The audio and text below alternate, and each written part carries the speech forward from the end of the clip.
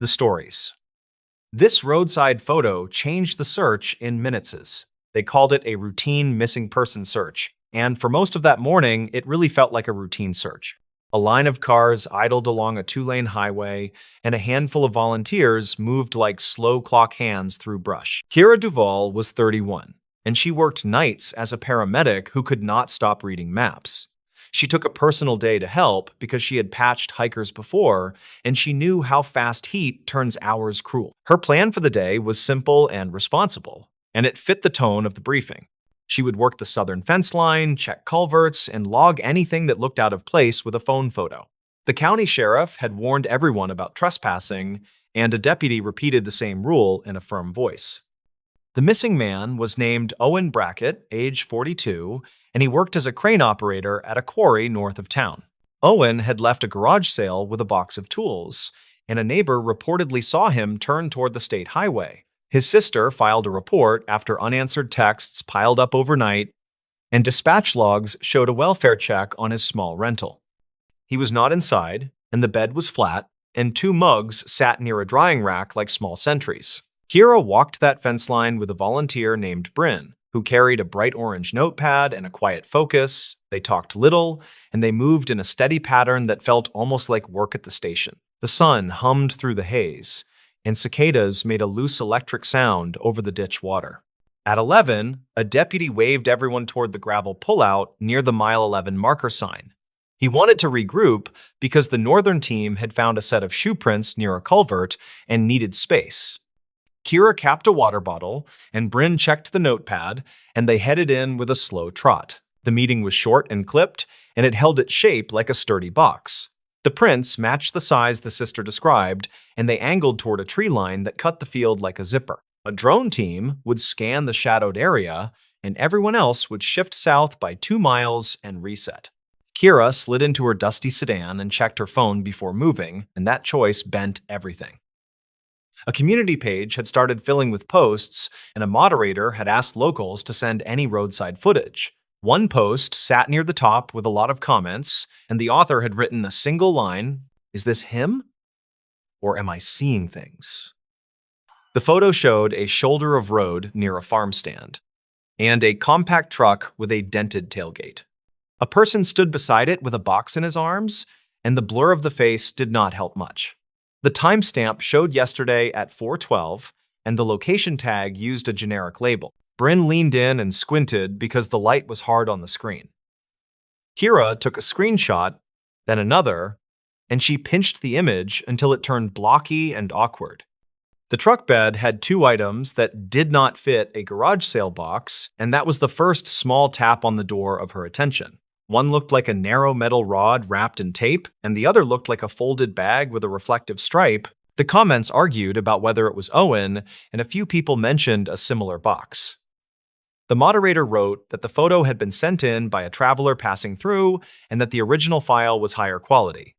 Kira tried the contact button and sent a quick note with her name and the number on the volunteer badge. They drove south to the new grid, and the phone buzzed with a reply that carried a simple greeting.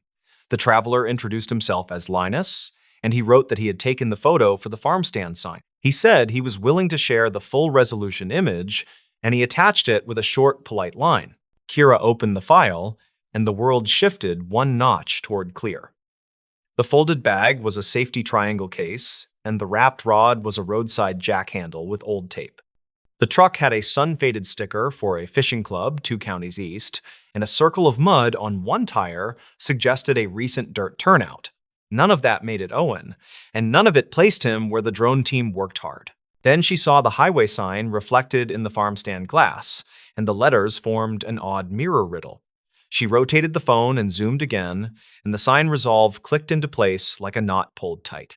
The number sequence matched a spur route that did not exist near the quarry or the culvert with the prints.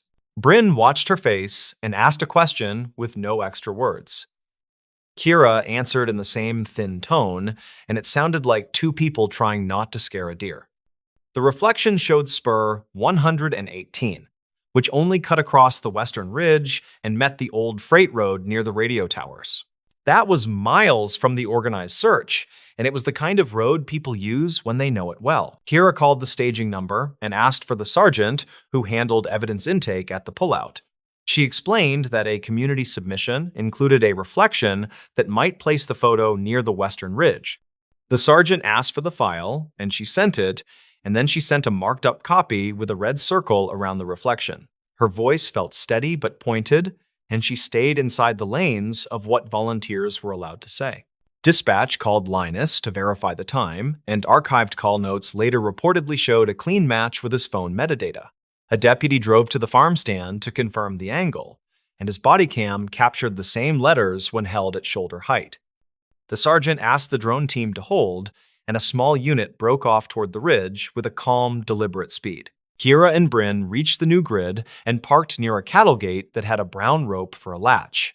The radio traffic shifted slowly, and it sounded like someone unfolding a map in a windless room. A second photo arrived from Linus, and it showed the farm stand chalkboard with a faint line of numbers written low.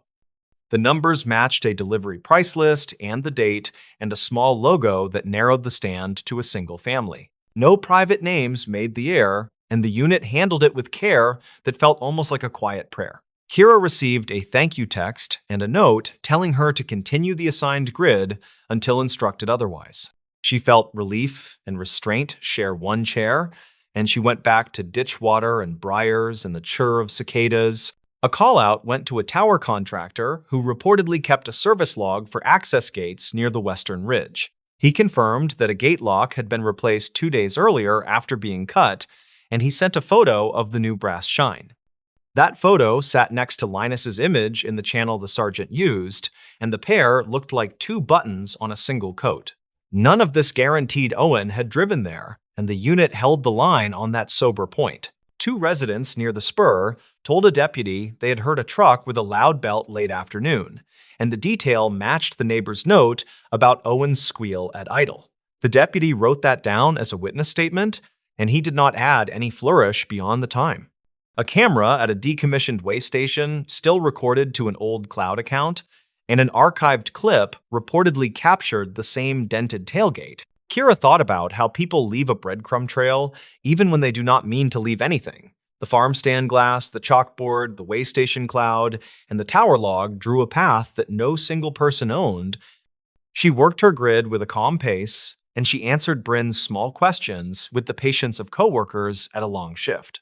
At 2:15, the radio clicked alive in a tone that set everyone breathing shallow for a moment. A unit had found a compact truck pulled off on a shelf road below the western ridge, and the plate matched Owen's registration. The truck sat at an angle with 2 wheels and scrub, and the safety triangle case was open near the bumper. A box of tools rested on the passenger seat with a folded receipt that listed sockets and a tape measure. They did not broadcast names, and they did not describe medical conditions over the air. The sergeant used a spare line to request medical support that fit a non-emergent transport. A paramedic unit rolled in from a highway turnaround, and Kira watched the dust rising from miles away like a signal made of powder.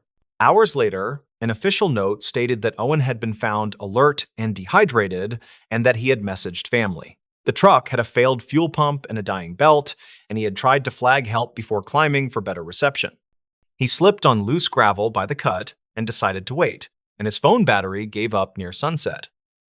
He stayed close to the truck, and he drank the bottled water from the garage sale box that had sounded so ordinary. The investigation continued in the tidy way that follows relief, and it collected details that felt useful but unglamorous. The farm stand owner confirmed the timestamp on the chalkboard through a drawer receipt that matched the hour of the photo. The tower contractor saved his gate log for the file, and the way station clip was downloaded before the old cloud account could rotate storage.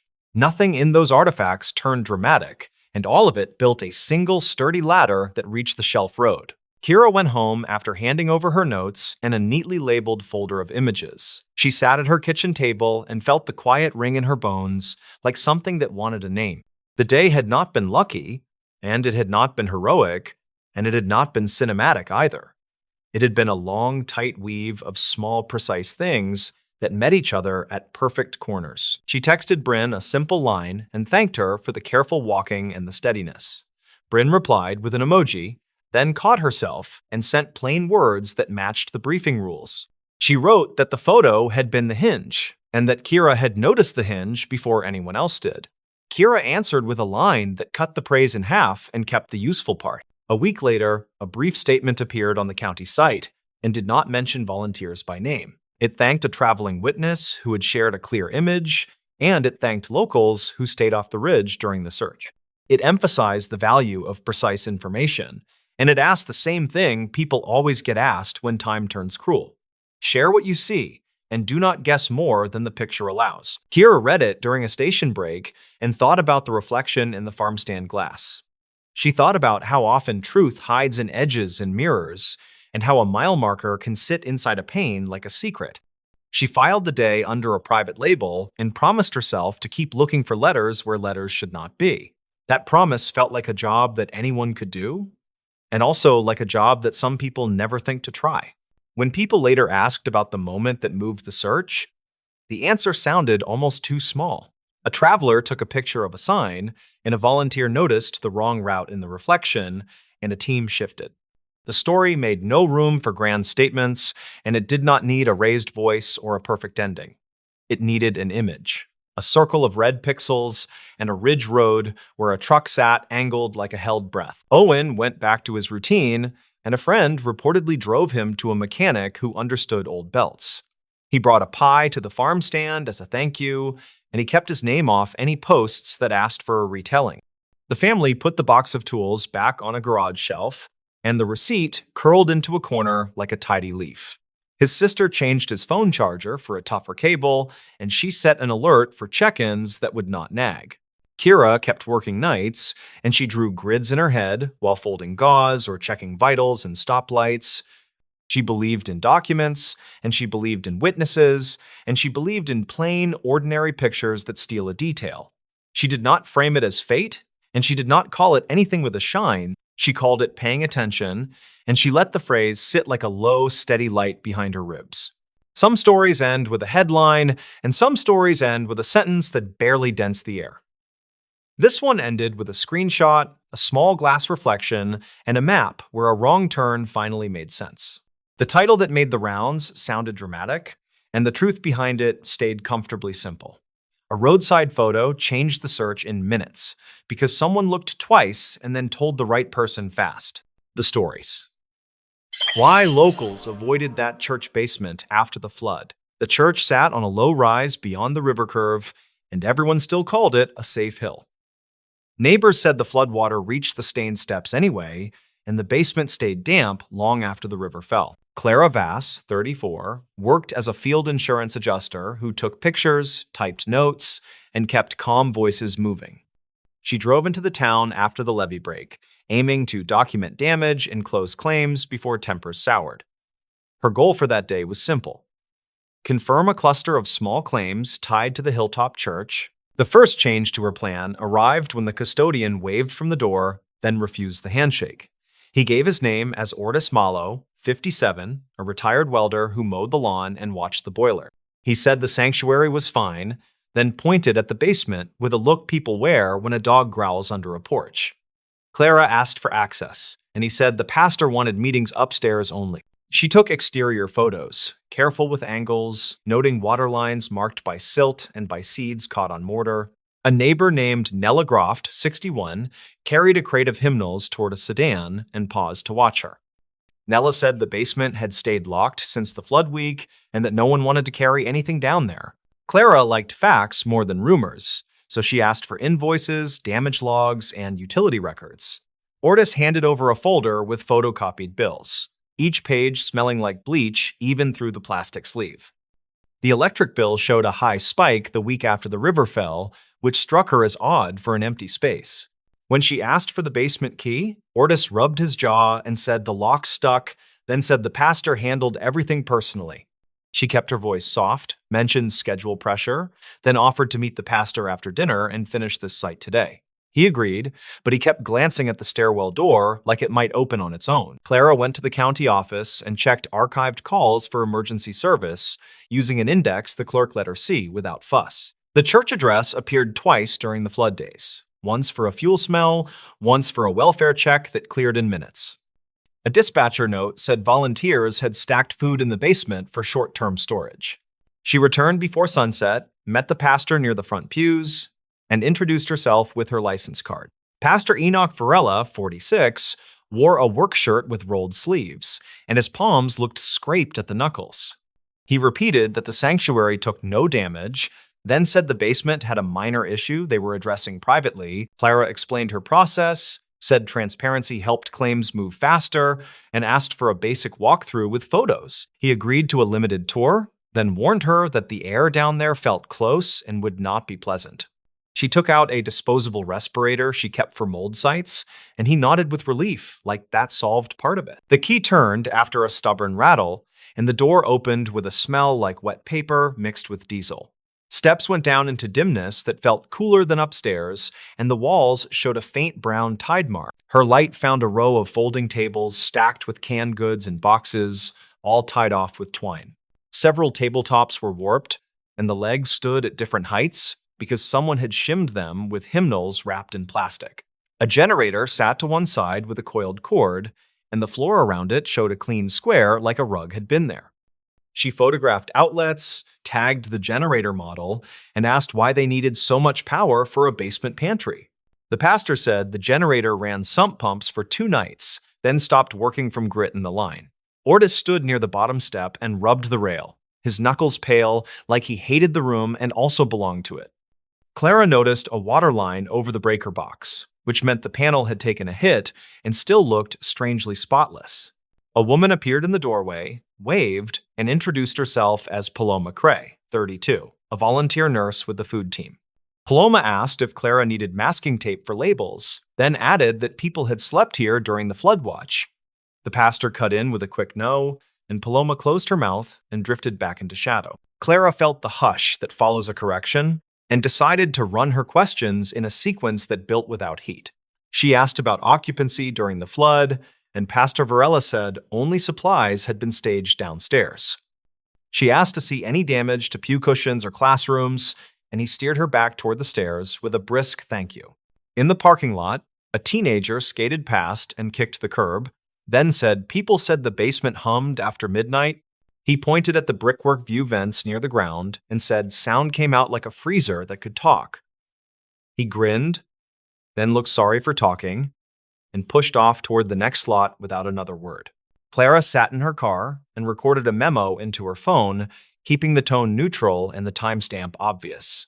She reviewed photos, zoomed on the clean square by the generator, and marked a note about missing equipment. That square looked like freezer footprint, and on a raised plan like this basement, a freezer could stay mostly dry. Her next stop was a building supply yard, where she asked the clerk for recent sales of heavy appliances paid in cash. The clerk shrugged, then said a man from the church bought a chest freezer late in the flood week and paid without a receipt. That detail qualified as a witness statement, and she typed it as such, careful not to lean on it more than it deserved. Evening pushed in, and she returned for one more look while people set up for a community meal upstairs. She asked Paloma for 5 minutes in the basement to recheck the panel labels, promising to stay out of the way. Paloma agreed, then quietly handed over a small key that looked too new for an old door, her eyes level and steady. Downstairs, the lights flickered, as if a loose connection lived somewhere behind the fresh panel cover. Near the far wall, she found 2 pallets draped with tarps that had been taped several times, and the tape pulled white in places. A faint, sweet odor rode the damp smell, like fruit left in a trunk after a warm day at the lake.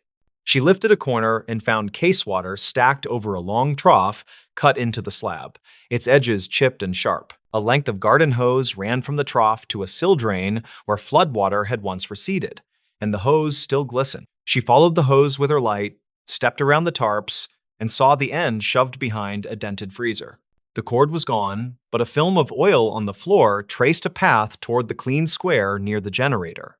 She crouched, counted to 5 to settle her breath, then stood and walked back toward the stairs to reset her approach. On the way up, she passed Ortis as he came down, his arms full of clean towels for reasons that felt unclear. Clara asked if they had documented any salvage from the basement that could justify the electric spike. He nodded too quickly, said there had been a spill from a donated machine, and that they had cleaned it thoroughly after. She thanked him, then stepped outside and listened to a rain gutter tick as the day cooled into night. Her hotel room was quiet, and she laid the photos on the table beside the binder she kept for flood jobs. She cross-checked the electric spike days against the generator ownership dates, using calls the county clerk let her copy. A pattern formed, modest and plain, which said power ran in the basement several nights after the river pulled back. She called a friend who worked restoration and asked about standard practice for wet freezers in basements. He said most techs would drag them outside, prop the lid, and tape a sign to keep people away until haul out. He said running a generator indoors for a freezer was dangerous, and added that diesel odor with sweet tang usually meant refrigerant leaked. Clara returned at first light and found Paloma sorting donated jackets on the front steps. Paloma watched the street, then said she had worked disaster shelters before and knew that water brings out the best and worst. She said she had asked to close the basement and that she would be happier if an outsider made decisions for them. With Paloma present, Clara requested a formal walkthrough with full photo documentation, and the pastor agreed after a long pause. He suggested they invite a town officer to keep things calm, and she agreed without hesitation since an extra witness helps. Officer Renwall, 39, arrived and signed the site log that Clara carried in her bag for exactly this moment. They opened the basement door together, and the smell rose again, edged with sourness that set teeth on edge. Ren kept a straightforward tone, said they would check for safety risks and nothing more, and the pastor nodded with his jaw set. They moved toward the far pallets, and Paloma touched Clara's elbow, then pointed with two fingers at the sill drain. Clara photographed the hose, the trough, and the freezer compression dents that matched a recent move across gritty floor. Ren looked at the panel and said the cover was new, then asked if an electrician had cleared it, keeping his voice even. Orta said he would get the paperwork tomorrow, and stared at the drain like he feared what might back up through it. The twist waited in a storage closet behind a rolling chalkboard where someone had stacked plastic tubs in a neat column. Ren asked permission, lifted the lid on the top tub, and found medical waste bags tied with careful knots. The labels showed a clinic in a nearby county, and date codes matched the flood week plus 3 days after. Paloma exhaled, then said the town clinic had shut power during the worst night and that someone offered temporary cold storage here. The pastor stared at the bags and rubbed his temple, then said yes, they had tried to help and keep things under control. Ortis said the freezer had failed, they had panicked, and they had moved what they could to ice chests upstairs. Clara kept her voice in the middle as she asked whether any records accompanied the delivery of those bags. The pastor produced a photocopy from his wallet that showed a shaky agreement to secure and return the materials promptly. Ren read it twice, nodded, and said they needed to report this and arrange a proper collection, and the pastor said he understood. The pieces now fit the noise locals heard at night, the generator, and the spike in the bill after the rain. Refrigeration had kept those bags stable for a short window, then failed when the sump pumps stole too much current. The sweet tang in the air had been refrigerant, and the last trace of spoiled ice from makeshift coolers. They documented the closet, sealed the tubs again, and carried them upstairs where the air felt simple and bright. Ren radioed the county, asked for a hazmat team and the clinic contact, and kept his words plain so no one panicked. Paloma called volunteers to move the meal upstairs, and they did it quietly, like they were shifting a sleeping child. Within an hour, a small truck arrived with 2 techs who spoke carefully and signed every line Clara handed over. They packed the tubs into rigid containers and handed the pastor a receipt that settled chain of custody without drama. The tech said this sort of mix-up happens in storms when freezers are scarce, and that it becomes a cautionary tale for years. After the truck left, Clara took final photos of the basement and noted the cracked trough that had worried her from the start. She recommended a full inspection for the panel and air testing before volunteers returned to work downstairs. The pastor agreed, his voice steady now, and Ortis finally sat on the steps and let his shoulders drop like a load had slid off. The town never made a scandal of it, since nothing criminal had been intended, and the fix was clean and quick. That said, people still avoided the basement for a while, since memory can stick to concrete and walls like damp. They spoke of the humming nights as a warning, and they stored donations upstairs where anyone could see them in daylight. Clara filed the report that afternoon and drove out past fields that glittered with wet leaves pushed against fences. She felt no thrill, only quiet relief that the pieces had held together and that nothing worse had formed in secret. Her notes added a simple line that generosity without planning can rot faster than anyone expects in warm water. Later, she learned the church held a small meeting and told their members the whole sequence with plain language. They apologized to the clinic and offered money for the generator fuel that had been wasted in the failed plan. People appreciated honesty, but the basement kept its reputation because reputations have long legs when the air has smelled wrong. By autumn, the concrete was scrubbed, fans had run for weeks, and the panel wore a new sticker from an electrician. Still, a few congregants preferred folding tables upstairs, and no one minded because sunlight makes simple promises. When it rained again, the pastor stacked extra caution tape by the stairwell and kept the door locked without debate.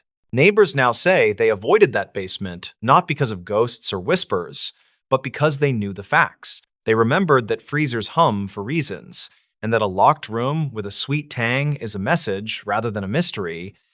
The town chose to listen, and the story settled where most real stories live, halfway between relief and regret. Clara closed the file and moved on to other roofs and other high-water marks, keeping her methods the same. She asked ordinary questions in steady sequence and waded through pauses that often carried more truth than quick words.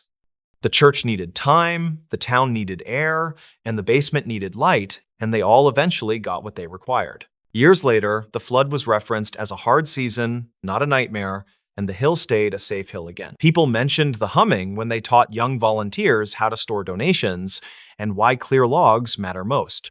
The pastor still kept the key, but he also kept the receipt that proved the chain unbroken, which made him sleep better. Clara would sometimes pass through on other assignments and find Paloma sorting jackets on the steps with calm hands. They would wave as if nothing remarkable had happened, which felt correct because the point was that nothing worse had arrived. The basement door stayed closed unless the work demanded it, and that quiet was the final lesson worth holding. The stories. This night guard filed a missing hours report. The file started as something routine, a timestamp discrepancy in a small town security log. A night guard at a regional warehouse filed a missing hours report, claiming his time card didn't match the hours he'd actually worked. The report was short, oddly calm, and dated early March of 2019. No one thought much of it until he never came back to work. His name was Leon Hartridge, 43, a former truck driver who'd switched to night security after a back injury. The warehouse sat off a rural interstate, the kind of place that smells like cold concrete and diesel even after midnight. Leon's shift started at 10 and ended at 6. His wife told investigators he usually came home by 6:30, drank coffee, watched old westerns, then slept until afternoon. That pattern broke on a Wednesday night when he didn't clock out. The initial assumption was simple. Maybe he quit. Maybe he got another job, or maybe he just walked away. But the following morning, his supervisor found his lunchbox, still sealed, and a half-empty thermos on the break room counter. His reflective vest hung neatly on a hook, radio still attached. The last digital swipe of his ID was logged at 3:42 a.m., then nothing. The company filed a basic absence form, but by Friday, the sheriff's office got involved. They reviewed the overnight CCTV, 6 cameras in total. 5 worked fine. The 6th, covering the north loading dock, froze at exactly 3:41 a.m. Then, 3 minutes later, all motion detection stopped. It wasn't just a blackout. The file header showed it had been manually overwritten. Leon's brother, a retired electrician, offered to check his apartment when calls went unanswered. Inside, he found Leon's keys on the counter, wallet in the same place he always left it, and a spiral notebook on the kitchen table. The last entry, written in his blocky handwriting, read, "Clock shows 4 when I walk out. Feels later. Light's wrong color again." Investigators traced that note back to similar remarks he'd made to coworkers in the weeks before. One of them, a forklift operator named Ray Corbin, told deputies Leon had been bothered by something about the new lighting system. The company had replaced the overhead fluorescents with motion-activated LEDs that flickered under certain camera angles. He said it messed with his sense of time, Ray recalled. He'd come in thinking it was midnight and swear it was almost morning. At first, Police treated the notebook as irrelevant, a tired man rambling about lights. Then came the dispatch logs. A 3:48 a.m. call had been placed from Leon's company-issued phone to a non-emergency county line. The recording still exists. He told the operator he needed to document something about the schedule. His tone was formal, detached, like he was making a statement rather than asking for help. The operator tried to clarify what he meant, but the line dropped mid-sentence. The call lasted 53 seconds. When they checked the network records, they found something else. The call didn't route through the cell tower nearest the warehouse. It bounced from a tower 30 miles east across the river. That's the same direction Leon's phone was last pinged before it went offline, near an unfinished section of the old state bypass, closed since 2011. Deputies drove out there and found fresh tire tracks in the gravel, leading toward a fenced construction lot. No vehicle was recovered. Weeks passed. Local news ran a single story: warehouse guard missing after time card dispute. Public interest faded quickly. And as fashion, local news wanted the power. But in June, the company's new HR contractor discovered something odd while auditing payroll. Leon's time card for that final night didn't just show missing hours, it showed duplicated entries. Between 2 a.m. and 4 a.m., his ID was logged twice at two different doors, seconds apart. One swipe at the front entrance, one in the mechanical hallway. Same ID, same timestamp. Technically impossible. Investigators re-examined the internal server that housed the door logs. That's when they noticed a secondary access profile had been created using Leon's credentials, but tagged with a different department code, one belonging to the electrical maintenance division. The account was active for 1 week, then deleted. IT records listed the administrator as temporary systems testing. No one at the warehouse remembered authorizing it. The more they dug, the stranger the timeline became. Archived footage from prior nights showed brief blips in the digital clock, displays 3-second shifts where the time rolled backward before correcting itself. Leon had written about this in another note. Clock skipped again. Same moment, the hum cut out.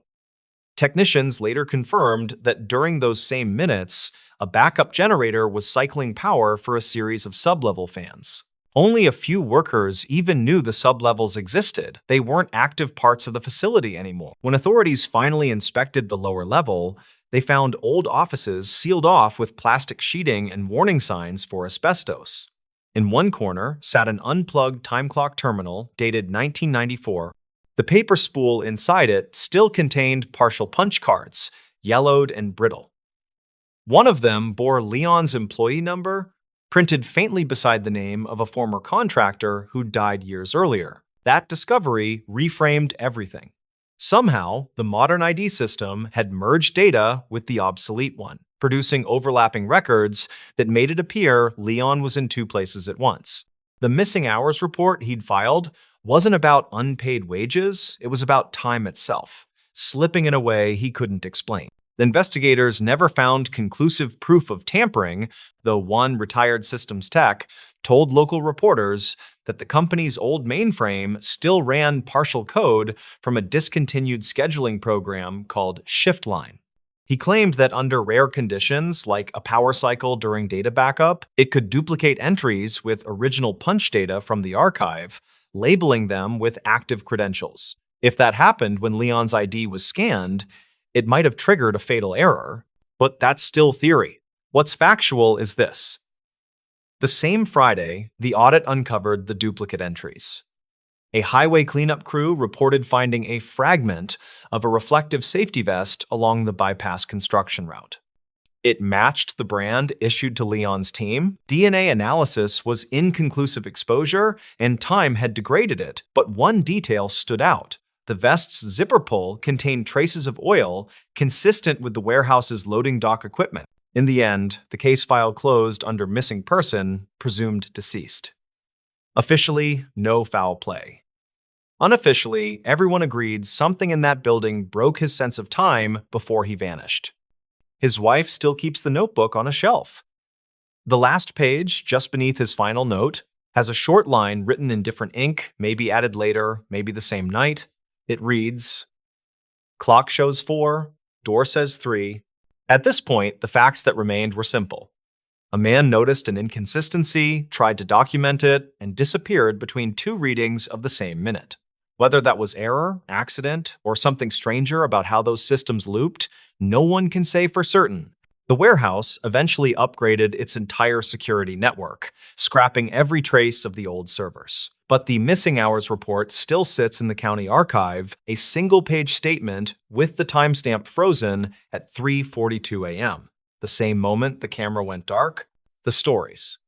The librarian who reopened maps after one voicemail. The voicemail hit the library phone system at 9:16 in the morning, and staff noted the time on the call sheet. The town's map room had been shuttered since 2016 for budget reasons, with the keys sealed in a gray envelope. Rhea Calder was 38 and worked as a reference librarian, and she was supposed to weed duplicate travel guides. She liked lists and quiet projects that finished by closing time, and she intended to be home before the streetlights switched on. She opened the staff mailbox for routine messages, and the new voicemail had a subject line that looked wrong. The timestamp matched today, yet the voice sounded grainy and old, like cassette tape found in a hot attic. The caller sounded rushed but clear, and he used a steady dispatcher tone that carried through the static. He said the emergency detour map in the bridge packet had its north arrow wrong, and the depot road turn would strand drivers. He named two intersections locals would recognize, and he said the paper copy got flipped during a late-night duplication. He asked whoever heard this to check the flat files in the public map room, and then he hung up fast. Rhea paused because the library was planning a small display for the bridge reopening next week. The town crew wanted visitors to see old blueprints and printed maps, and the staff had quietly promised to unseal the room. She replayed the message and wrote down every location, and she typed the intersections into the library catalog notes. The bridge packet sat behind the desk in a manila folder, and she slipped the detour sheet out with a quiet tug. The detour looked normal at first glance, and the label fonts matched the county style guide. The north arrow pointed toward the top of the page, and a thick red line wrapped through three turns like a ribbon. She looked for a small staff stamp, and there it was near the border in faint purple. It said copied from firehouse drawer after warehouse incident, which the old reference notebook linked to 2009. Her job and training lived in the overlaps between paper and people, and she felt the old itch to confirm. The warehouse incident had clogged the streets for days, and archived calls reportedly mentioned bad directions at least twice. She brought the folder to the workroom and pulled the microfilm drawer, and the metal slides rasped against old paint. Dispatch logs on film listed closed streets and detours, and operators marked trouble points with pencil circles. Two logs from the same night mentioned Depot Road, and the note said trucks turned the wrong way toward the river. One line said, "See temporary detour plate beside flat file B," which sounded like a direct breadcrumb. Flat file B waited in the locked room behind the genealogy shelves, and the envelope with the keys lived in a safe. She signed a paper acknowledging responsibility for access, and she carried the keys with both hands like a relic. The map room smelled like dust and linen, and the ceiling fan ticked from a loose blade. She slid open a drawer and found rolled sheets, and brittle plastic sleeves stuck to their neighbors like leaves after rain. The temporary detour plate was a stiff board with a taped photocopy, and someone had written mirror warning in grease pencil. The north arrow had a big X over it, and a second arrow pointed to the right side with the word up. She spread the board on a table and placed washers on the corners, and the paper fought to curl back into memory. The depot road turn looked reversed compared to the packet, and the red line as drawn would lead drivers into gravel. Her phone compass showed north toward the windows, and the temporary plate matched her reading within a few degrees. The packet map disagreed by a wide margin, and her stomach tightened like it always did when details misbehaved. She printed a recent aerial photo from the county website, and she centered on Depot Road and the bridge approach. A water tower shadow ran northeast by the clock, and that matched the plate, but not the packet. She called Tomas Brink, who was 54 and ran maintenance, and she asked about the packet source. He said a volunteer scanned old map holders in the spring, and staff patched labels onto the county base. He remembered a late-night copy job at the firehouse during the warehouse week, and he thought someone flipped a master. He had no hard proof, but he told her to talk with a retired cartographer who lived near the marsh. The cartographer was named Lyda Morell, and she was 71 with careful eyes and a faded canvas jacket. Lyda said she had drawn the original emergency plates on Mylar and she always sketched north as a small star. Lyda remembered the night the plates went missing and she spoke like a teacher marking a board after a test. The firehouse copier worked only on the legal tray that night, and someone fed the plate upside down, then pressed copy twice. Lita said her handwriting on the board looked like her early notes, and she pointed to the grease pencil word up. She kept a photo from that week that showed two volunteers holding the board outside, and the sun angle matched. Ria asked if the board ever returned to the library, and Lida shrugged like she had told this story several times. She said yes, the board came back 2 days later, and someone tucked it into drawer B and shut the room. Ria documented everything as if the board could grow legs and escape, and she wrote dates beside each step. She took photos of the board and the packet, and she copied the microfilm lines, and she initialed each printed page. The voicemail still bothered her because the timestamp said today, yet the content smelled like an old headache. She checked the library phone system logs, and a vendor note explained a recent server migration for stored voicemail. An alert said a batch of delayed messages had been flushed to mailboxes, and the explanation used dry language and disclaimers. She asked the vendor to search for the caller number, and they returned an old service name with a billing code. The code matched a dispatch line used during the warehouse week, which explained the voice and the choice of words. Someone had recorded this warning years ago, and the system had kept it like a seed in a jar. Rhea asked if the caller name could be released, and the vendor sent a redacted sheet with initials and a job title. A local news archive matched the initials to a night guard who reportedly died of natural causes in his parked car. The guard had phoned the correction before the medical event, and he had tried to reach any desk that could fix the map. His message never reached a human while the roads were jammed, and the bad copy camped in a drawer. Rhea brought her notes to Tomas, and he carried the folder to a brief meeting with the town clerk. The clerk asked for confirmations and a plan, and Rhea offered a clear sequence that would be easy to retrace next year.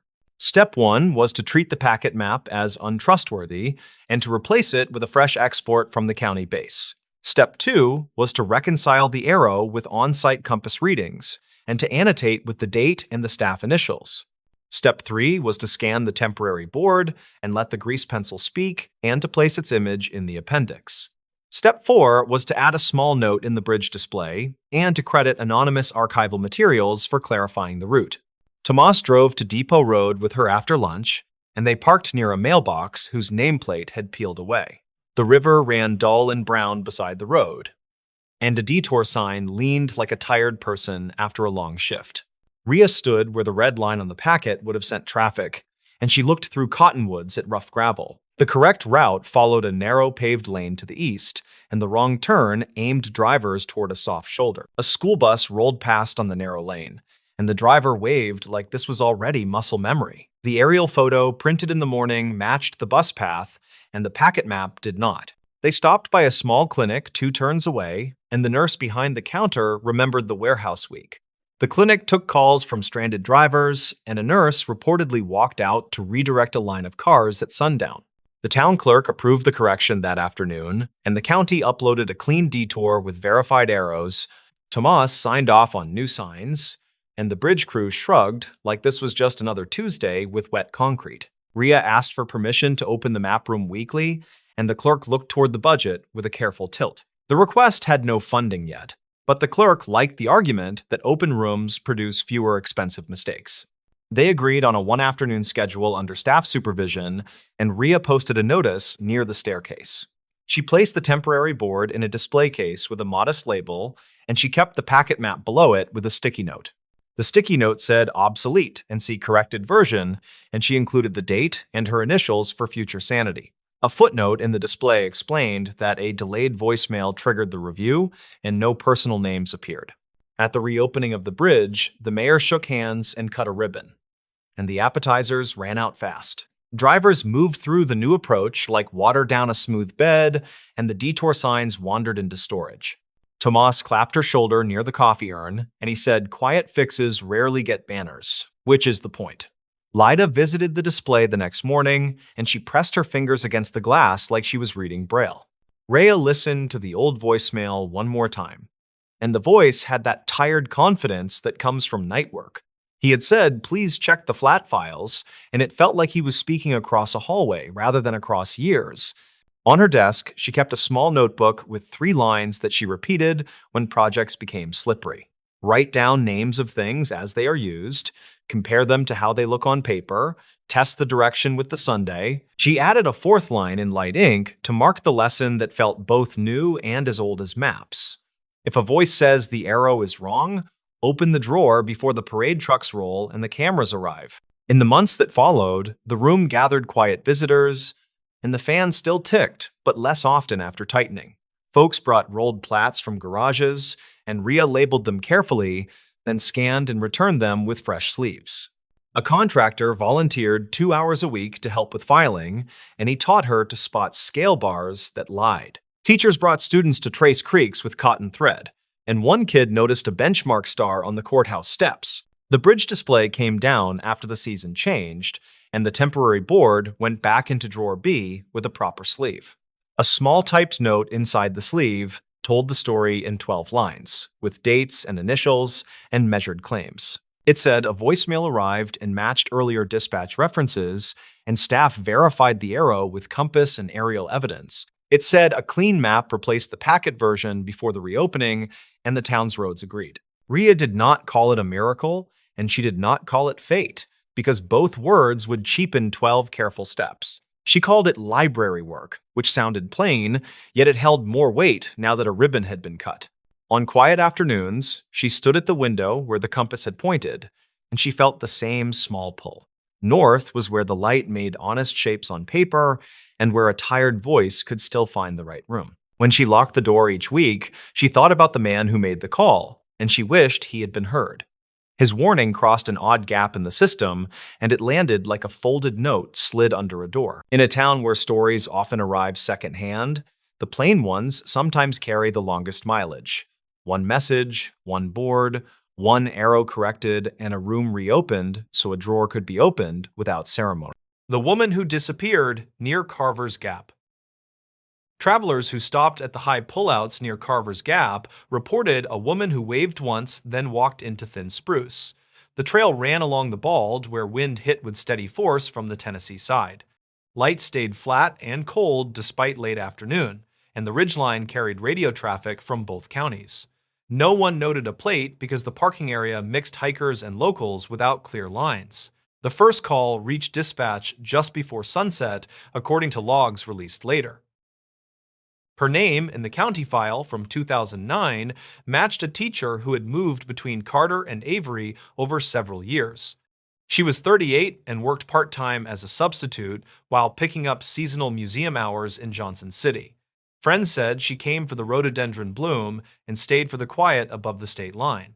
She reportedly carried a cheap handheld map and a stainless bottle marked with blue tape. Investigators never confirmed whether she owned a reliable compass, despite several receipts found in storage. The last certain sighting placed her near the wooden post where the Appalachian Trail heads north across the grass. A retired lineman named Carl said she asked about a side path that cut toward Round Bald before the weather turned. He described a calm voice and a careful walker who checked the sky twice and tightened her jacket sleeves. His watch read 4:30 by his account, and his memory stayed fixed on the sound of traffic below. Some locals claimed Carl changed the time later, which state records do not fully address. Dispatch logs mark a second report from a couple who parked beside a dented sedan with faded county stickers. They watched a woman stand near the information board and fold a copy of a trail brochure into a narrow strip. The man recalled her glancing at a silver pickup with an aftermarket light bar, then stepping away without hesitation. The woman recalled a slight limp that appeared only on the downhill portion near the first switchback. Records conflict on whether those statements were taken the same night or days later. Rain moved across Roan High Knob after dark, and patrols split between the paved lot and the forest roads. A ranger from the North Carolina side coordinated with a deputy from the Tennessee side using a shared radio channel. Volunteer searchers gathered near Carver's Gap just after midnight and walked grid lines under steady drizzle and shallow fog. They found boot marks that matched her size near a side trail where moss hid pooled water. Investigators never confirmed those impressions because runoff smeared edges before a cast could cure. Archived notes mention a lightweight day pack found under low branches around a quarter-mile from the main path. Inside were snack wrappers and a folded paper with a grocery list and a museum shift date. A phone sat in the outer pocket with a drained battery and a hair elastic wrapped twice around it. The screen held shallow scratches but no cracks, and the case showed a faded tourist sticker. Technicians pulled the card and recovered brief texts that ended earlier than the last reported sighting. Avery County reports list two unconfirmed leads involving a silver pickup seen idling near the pullout before rain. One hiker said the truck crept past the lot twice, which he found strange given poor visibility and slick pavement. Another hiker said the driver leaned forward and checked the mirror often while the engine surged at irregular intervals. Investigators never confirmed whether the pickup belonged to a local contractor who worked on fences near the highway. Records conflict on the license digits and the description of a sticker behind the rear glass. State records show a previous call involving the same teacher on Roan Mountain during early spring of 2019. She reportedly got turned around in sudden fog near Grassy Ridge and waited beside a cairn until voices approached. The party who found her said she stayed calm and kept talking about frost hollows and bird calls to stay oriented. An incident note described firm boots and a careful pace with brakes at regular intervals despite dropping temperature. Investigators never confirmed whether that episode affected her later planning or gear choices before June. In the week after the disappearance, family and colleagues organized small teams and checked shelters to the north. A museum co-worker carried printouts and asked pieced questions at hostels and gas stations between Elizabethton and Banner Elk. Several people remembered her spending coins on coffee and a pastry at a market near Roan Mountain State Park. Others insisted they saw someone else with similar hair and a similar jacket, which complicated the running timeline. The county file from 2009 contains those notes without a firm ruling on identity. A storm knocked power lines across the ridge and slowed organized searching while crews worked along the highway shoulders. Helicopter support reportedly stood by until wind readings dropped into a safer band above the open balds. Heat signatures came and went as fog shifted across gullies and pooled in low draws between thick spruce. Teams marked possible tracks that crossed and recrossed animal prints near a wet seep where runoff gathered. Investigators never confirmed a single continuous line that matched her boots from the parking area. Weeks later, a trail runner found a stainless bottle wedged under a root beside a shallow step. Blue tape clung to the metal, and a fingerprint technician lifted partials that matched previous samples from her apartment. The cap showed light grit and a torn gasket, which might explain a sweet smell noted by two searchers. Some locals claim the bottle had not been there during early sweeps, which raised questions about movement after rain. Records conflict on when the site was first photographed and tagged for follow-up. The apartment in Johnson City held careful stacks of notebooks and a shoebox filled with admission stickers. One notebook mentioned a plan to walk the balds alone to map views for a lesson about settlement routes. Another page listed bus times and an alternate ride from a coworker whose statement later changed on 2 points. The coworker first said she offered a ride to the Gap, then said she offered a pickup from the Gap. Investigators never confirmed either offer, which left timing gaps across the late afternoon window. Bank records show a small withdrawal that morning and no further activity after the day of the hike. A library card saw used 2 days earlier for field guides that matched the notes found near the day pack. A phone account tied to a prepaid plan rolled over minutes on schedule without manual action from family. Technicians found no logins after the last tower handshake near the state line on the ridge. Dispatch logs carry that timestamp and mark it as the final verified ping. A rumor formed around an old farm road that drops toward a creek where anglers leave crushed cans. A property owner told deputies about a woman who waved once near a locked gate before stepping into Laurel. He could not fix the date and changed the season at least twice during follow-up interviews. His dog growled at the brush that evening, and he found cords of stacked wood disturbed along the fence. Investigators never confirmed the account, and state records caution that memory shifted after news coverage. Later that summer, a faded sedan matching the parking lot vehicle was towed from a private lot near Elk Park. A shop owner said the driver left it overnight and never returned to settle a quoted repair. The owner thought the driver was male based on height and a cap pulled low across the brow. The tag returned to a different county, and paperwork took time because of mismatched mailing records. Archive notes say the lead produced no direct link to the missing teacher despite initial excitement. By fall, snow brushed the high grass, and searchers changed tactics to check drainages for winter evidence. Teams followed game trails where leaves bridged small streams and gusts erased prints within minutes. A jacket scrap turned up near a low snag, but color comparisons did not match clothing in photographs. A volunteer insisted the fabric felt similar to a liner she wore during spring trips on the same ridge. Investigators never confirmed the match, and records conflict on whether the sample was cataloged correctly. The museum held a small gathering where colleagues read notes about her lectures on birds and trade routes across the mountains. A student recalled her steady pace during a field trip and a habit of counting steps between viewpoints. Another student remembered a hesitant smile that appeared when someone mentioned weather reports and trail etiquette near fragile plants. Some locals claimed she had hinted at moving away, which her sister denied in interviews with a regional reporter. The county file from 2009 keeps both statements without comment on reliability. Winter closed the high road at intervals and ice grew along shaded cuts where plows could not hold traction. Crews marked fallen limbs and flagged slick corners, while visitors stayed lower in the valley towns. The case slipped from headlines but stayed in quarterly summaries prepared for both county commissions. Detectives traded notes about similar disappearances along the border where ridges tangle and lines divide jurisdiction. Investigators never confirmed meaningful overlap beyond weather patterns and occasional vehicle descriptions. In spring, a new ranger reviewed the folder and walked the first 3 miles north at dawn. He carried the printed dispatch logs and paused where the bale wire fence dips near a wet meadow. He noted how sound traveled along the bald and how voices blended with trucks grinding up the grade. A sudden shift in cloud shadow hid the post where the trail turns, and the path narrowed near wind-stunted trees.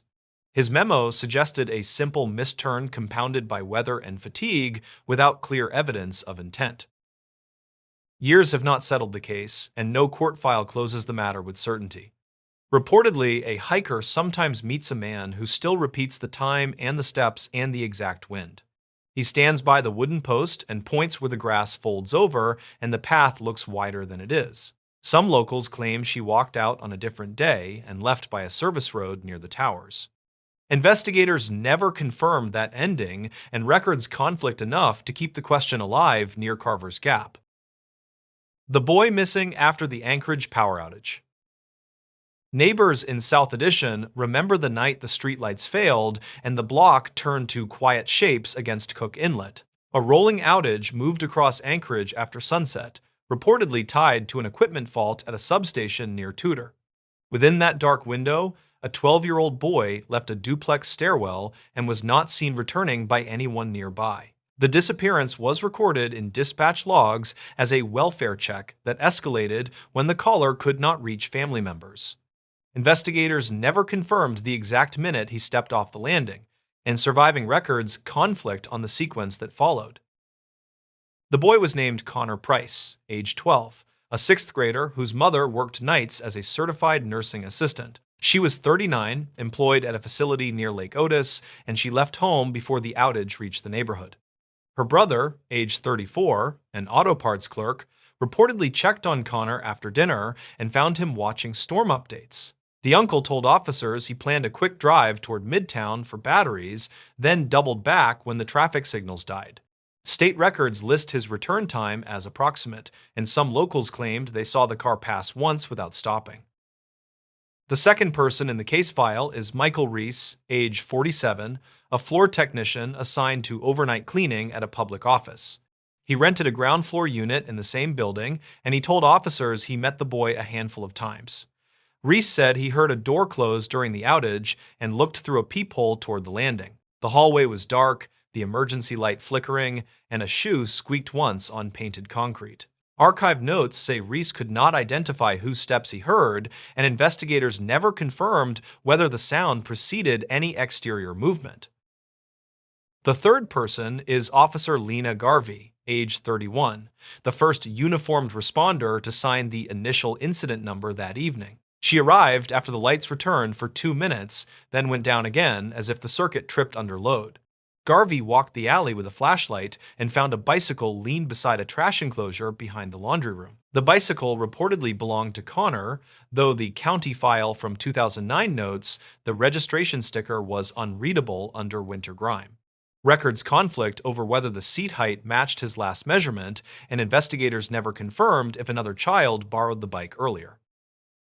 Dispatch logs show multiple calls about power fluctuations and elevator alarms during the same half hour across adjacent blocks. A maintenance crew radioed a transformer smell near the corner convenience store, then lost contact when their handhelds failed inside a cinder block stairwell. An outage map captured by a local blogger shows a blotch along 8th Avenue, shaded deeper where circuits overlapped across feeders. The image circulated widely that week, and some locals claimed it proved a deliberate shutdown rather than a fault. Investigators never confirmed the blogger's data source, and state records cautioned that crowd screenshots often distort the real switching boundaries. According to the mother's statement, Connor stayed home with a list on the fridge and reminders about homework and the hallway light. She took the bus toward Lake Otis before sunset and called once from the break room during the first reported flicker. The call dropped after a greeting, and she told detectives the silence felt routine during a storm watch. She tried again on her next break and reached voicemail, then contacted her brother, who said he would drive back immediately. Dispatch logs note her third call at shift change, when she reported her nephew missing and asked for a unit to check the duplex. When Garvey stepped inside, the apartment air was cool and smelled like wet socks and an open box of detergent. A pot of macaroni sat crusted on the stove, and a pencil lay under worksheets spread across the table. The window looked toward a utility pole where a crossarm leaned, reportedly cracked by wind during a squall that crossed the water earlier. Garvey noted a jacket missing from hooks by the door and found boots damp with slush left in the corner. The county file from 2009 emphasizes that damp boots were common that month, and investigators never confirmed whether Connor owned another pair. Anchorage police coordinated with utility crews who were moving along feeders to test for faults after repeated trips under load. A crew chief told officers the substation protection had isolated a bad run and that service would stabilize after switching. The crew chief also mentioned a brief arc recorded on supervisory screens around the time neighbors reported the boy leaving. Archived notes capture his phrasing carefully, and state records remind readers that arcs happen often during winter switching. Some locals claimed the arc aligned with the alley and suggested an electrical scare might have drawn the boy outside, though investigators never confirmed that scenario. A security camera at the convenience store faced the corner, then turned off when the outage rolled across that grid square. The owner found corrupted files on the recorder, reportedly caused by repeated starts that exceeded the small battery's tolerance. 2 frames remained legible, showing a figure with a hood stepping past stacked bags of ice and pausing at the curb. The height and jacket length were consistent with a small teenager, though shadows widened the outline against the snow. Records conflict on whether the hood carried a stitched logo, and investigators never confirmed a clear facial image from those frames.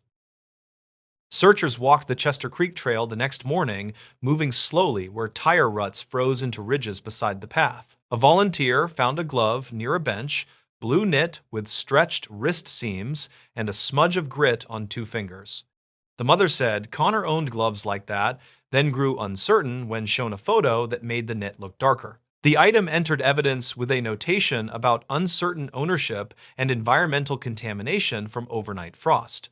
Dispatch logs record a second glove reported near the lagoon, then withdrawn when the caller failed to answer a callback, and investigators never confirmed its existence. Is less than hashone. 0 hash is greater than. Reese told detectives he took out trash during the outage and watched headlights scatter on wet pavement along the alley mouth. He believed he saw 2 silhouettes at the corner, one short and one taller. moving quickly toward a bus stop without speaking. The taller figure held a bag that knocked against a thigh, and the smaller shape glanced back once, then ducked behind a plow berm. Reese admitted uncertainty about distance because a neighbor's generator vibrated metal stairs, blurring his focus during the observation. Archived notes repeat that admission twice, and state records mark the sighting as uncorroborated, though the timing matched the outage window closely. The uncle described his errand as routine, a circuit of 2 stores that usually carried batteries and a small propane canister. He said traffic stalled along C Street because signals blinked, then went dark, and drivers edged through with horn taps.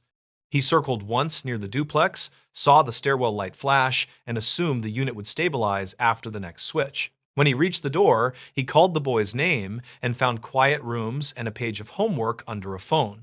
Records conflict over whether he entered the building on his first pass, and investigators never confirmed his drive path using available cameras. During interviews, classmates mentioned a plan for sledding after the next snowfall, with a meeting point near a small park in Midtown. One friend reportedly texted about a borrowed sled and a repaired headlamp that could run on backup batteries. The phone recovered from the table contained an unfinished reply that referenced the headlamp but not the meeting point specifically. The county file from 2009 highlights the gap between the unfinished reply and the last status report recorded by the device. Investigators never confirmed whether the boy intended to leave for that plan during the outage, though some locals claimed they heard excited voices outdoors. Weather logs show gusts along the inlet that lifted salty spray and glazed sidewalks through brief freezing drizzle. Utility crews reported linemen slipping on ladders and pausing work to salt rails at a substation gate. A transit driver radioed about passengers crowding on board while streetlights remained dark, then asked dispatch for guidance about unsupervised minors. That message appears in dispatch logs 3 minutes after the first welfare check, placing both threads inside the same operational window. Investigators never confirmed whether the driver passed the boy's block, and state records refrained from connecting those events beyond proximity and shared conditions.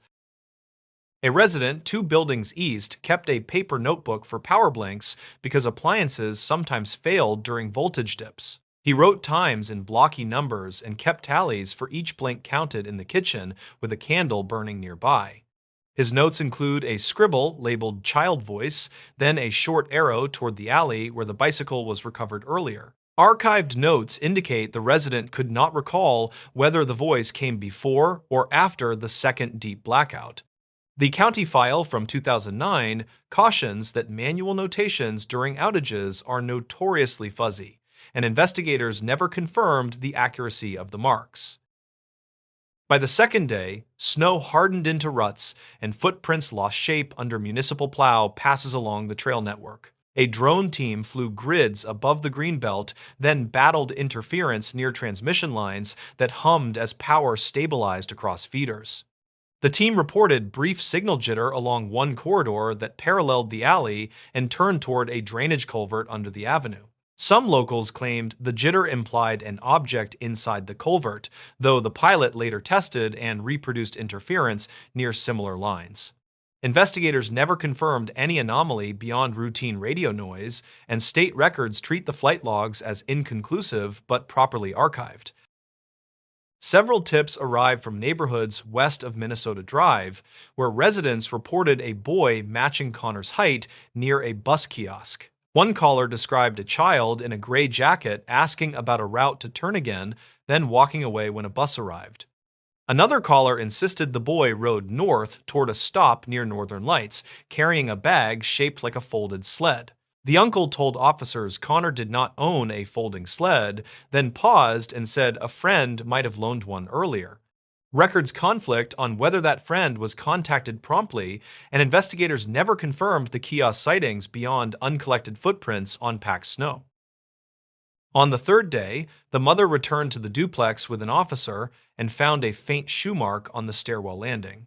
The print was partial, smudged by slush, and measured close to the size the boy wore during the previous winter.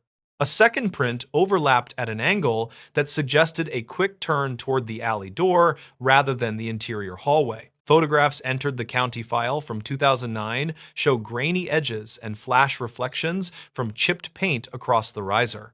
Some locals claim the prints proved a rushed exit, though investigators never confirmed gate direction from marks that degraded under repeated entries. A week later, state records show the case coded for continuing investigation with periodic checks when new outage reports surface. Utilities repaired the cracked crossarm and replaced fuses that had tripped during the storm, then published a maintenance summary on their website. The summary listed the outage window within broader operations and mentioned no injuries recorded during the night of the disappearance. Families in the neighborhood saved copies of the page, and archived notes record residents arguing over the meaning of terse language. Investigators never confirmed any link between the maintenance summary and the case, and dispatch logs closed the thread without additional explanation. The mother kept working nights, reportedly moving to a different facility after winter gave way to an early break in ice. She told a counselor she avoided the alley and took a longer path around the block when errands required walking past the stairwell. Reese transferred to a different building, and the uncle changed shifts at the parts store, then stopped answering reporters who knocked. Some locals claimed these changes were meaningful, while neighbors said people adjust their routes when winter ends and work schedules shift. The county file from 2009 preserves both views without judgment, and investigators never confirmed that any adjustment held investigative weight. Years later, the duplex paint flaked in the same stairwell, and the door closer still dragged when the hallway cooled. A new tenant found a child's library card under the second step, then turned it over to a clerk downtown. The clerk checked the number and found the card expired before the outage, then wrote a note that attached to the record. Archived notes say the mother could not identify the card as her son's, and records conflict on the listed address. Investigators never confirmed a connection, though the discovery reopened conversations that move through Anchorage whenever lights flicker against winter clouds.